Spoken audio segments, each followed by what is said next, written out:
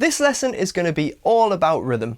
We're going to look at how to count music and how you can use this information to create strumming patterns on your guitar. Now, rhythm is a huge part of music that often gets overlooked by new musicians, so hopefully in this short video I can help give you a better understanding so you have a bit more of an idea what's going on when you're listening to and playing along with songs. Now, there's a lot of new terminology and new concepts to get your head around when you're first learning about rhythm, so I'm going to give you the most simplified version that I can for now to get you started, but if you want to dive into a bit more detail, I'm going to put some more information on my Patreon page, which you can access via the link in the description. For now though, let's dive in and talk about how rhythm actually works. Not all music, but most music is counted in fours. You've probably heard a singer or a band leader shout 1, 2, 3, 4, and then the whole band joins in together after that 4 count. Now, each number that you count is known as a beat, and in this case, 4 beats makes a bar. The bit of information that tells you how to count the music, i.e. how many beats are in each bar, is known as the time signature, and when counted in fours, you would say that we're in the time signature of 4/4. It looks like and essentially works like a fraction because we've divided the bar into 4 quarters, and that's why in this case we'd refer to each beat as a quarter note, or to give them the traditional term, it would be a crotchet. So 4 quarter notes make a full bar. That's all well and good, but here's where it gets more interesting, because we can actually subdivide the bar into 8th notes, 16th notes, 32nd notes, however far you want to push it really, and any rhythm that you play on an instrument can be a mixture of any of these subdivisions.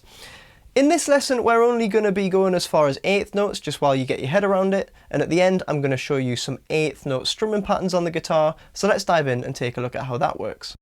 So when subdividing a bar, we can't simply just count the number of new beats in a bar, because we want our main beats, 1, 2, 3 and 4, to act as solid pillars and give us a landmark in each bar which we can kind of work the other rhythms around.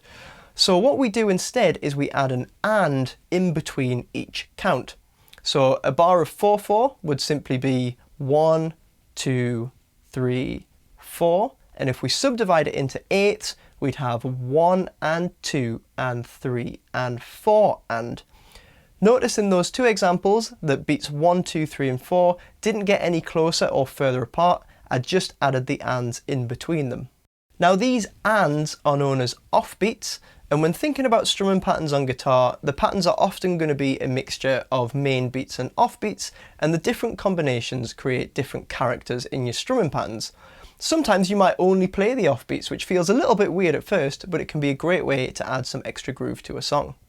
The first thing that I want to talk about when it comes to strumming is how to hold a pick, and my recommendation would be to hold the pick between your thumb and first finger like this, and if I flip my hand over you can see that the pick is coming out the side of my thumb, so that when I line my hand up with the guitar, my thumb is pointing down the neck, which means that the pick is always going to be coming out at the right angle to make contact with the strings. A common mistake that I see is the pick actually pointing out the end of the thumb, and that just means that you've got to hold your arm and your wrist at this really weird angle, which isn't very helpful when you're trying to get your strumming working. With your trailing fingers, you can either curl them up into a loose fist or let them fan out, whatever feels most comfortable to you. Just don't hold them in a tense fist because you want your strumming to feel nice and smooth and relaxed. And one final word on strumming technique, you want the pick to approach the strings at an angle so it glides across them nicely rather than piercing through them. So try and adjust the angle of your hand on the down and the up strums like you can see here. So let's do some actual strumming now, and the first thing I want you to do is check you can do simple down-strummed quarter notes along to a beat. So I'm going to set my metronome away. The speed or tempo is currently set to 70 BPM, which stands for beats per minute. And I'm just going to strum down on each click.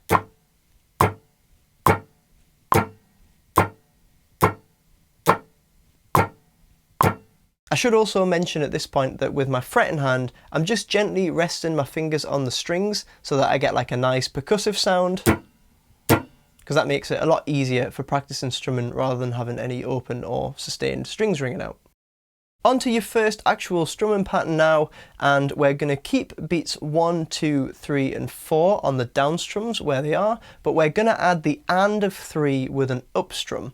So it's going to go like this: 1, 2, 3 and 4, 1, 2, 3 and 4, and along to the click.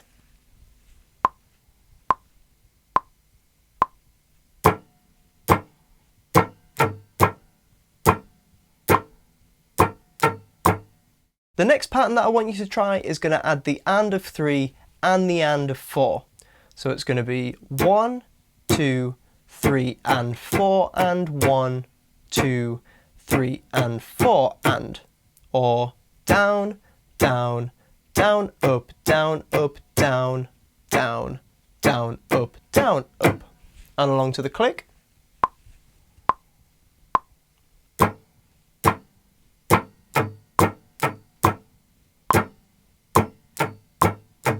For the next pattern, I want you to start with your 4 main beats, and this time we're just adding the ands on the 2 and the 3. So it's going to be 1, 2 and 3 and 4, 1, 2 and 3 and 4, or down, down, up, down, up, down, down, down, up, down, up, down, and along to a click.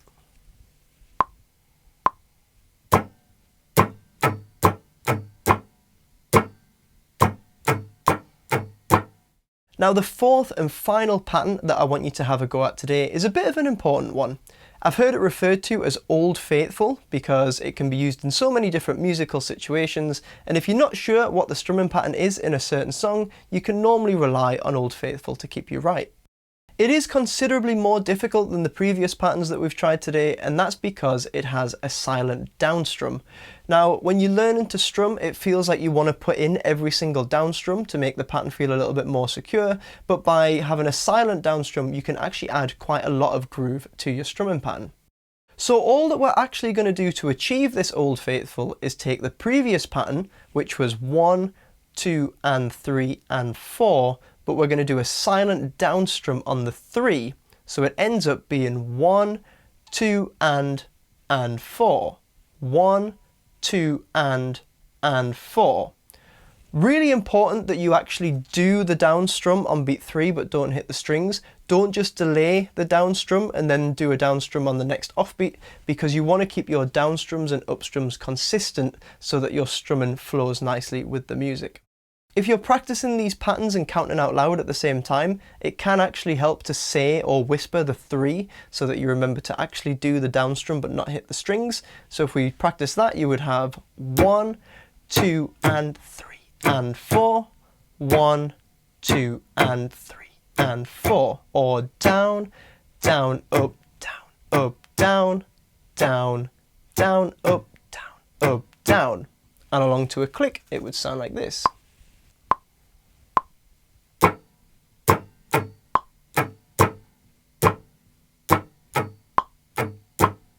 So you should hear that click on beat 3 while you're doing the silent down strum, and use that to keep you in time when you do the up strum on the next offbeat. One final point that I want to make on this one is that in a lot of songs, people will actually add an extra up strum at the end of this strumming pattern, so it'll turn into 1, 2 and 4 and 1, 2 and 4 and.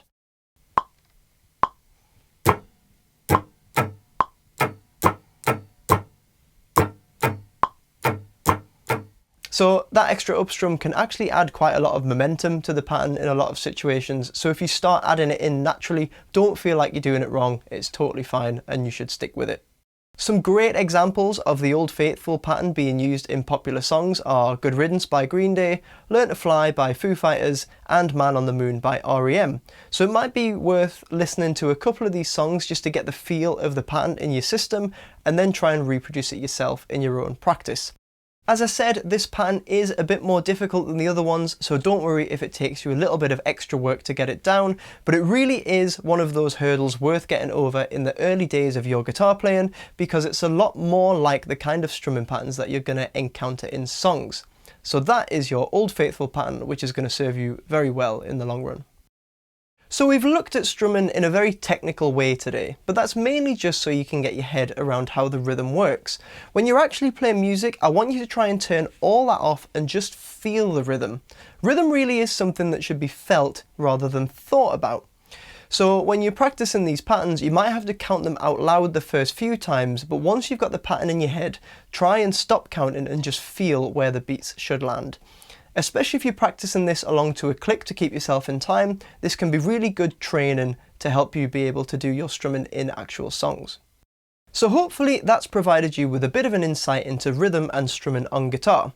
Remember, there's more detail available on the Patreon page, as well as things like diagrams for the strumming patterns and the rest of the files that fit with the rest of the lessons, so do check that out. And remember, all the lessons are nice and organised on my YouTube channel page, so feel free to subscribe if you want to follow along. And hopefully I'll see you in the next lesson, where we're going to dive in a little bit deeper and start looking at some 16th note strumming patterns.